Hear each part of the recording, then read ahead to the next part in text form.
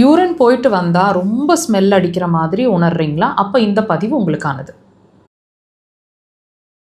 Urine போயிட்டு வந்தால் ரொம்ப கடுமையான ஸ்மெல் இருக்குது, உங்கள் ஃபேமிலி மெம்பர்ஸில் யாரோ ஒருத்தர் இந்த சிரமத்துக்கு உள்ளாயிருக்கிறாங்க அப்படின்னு நீங்கள் உணர்றீங்க, அல்லது உங்களுக்கே இந்த ப்ராப்ளம் இருக்குன்னா தயவுசெய்து அந்த பதிவை கண்டிப்பாக அவங்களுக்கோ நீங்களோ தயவுசெய்து ஃபுல்லாக பாருங்கள்.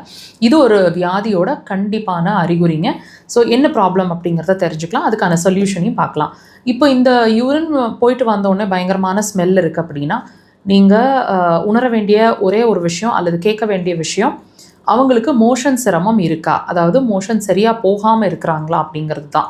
கான்ஸ்டிபேஷன்ஸ் இருக்கிறதுக்கான பாசிபிலிட்டிஸ் அதிகம். அடர் மஞ்சளாக இருக்கிறாங்க, அதிகமான ஸ்மெல் இருக்குன்னா கண்டிப்பாக இந்த ப்ராப்ளம் இருக்குங்க.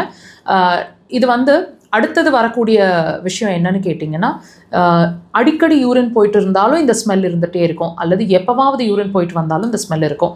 மோஷன் ரொம்ப இறுக்கமாக இருக்குது, ரொம்ப கல் மாதிரி இருக்கிற மாதிரி இருக்குது, வலி, ரொம்ப மோஷன் போகும்போது பயங்கரமான பெயின் இருக்குது, மோஷன் போகிற சமயங்களில் சில நேரங்களில் ரத்தப்போக்கு கூட இருக்குது.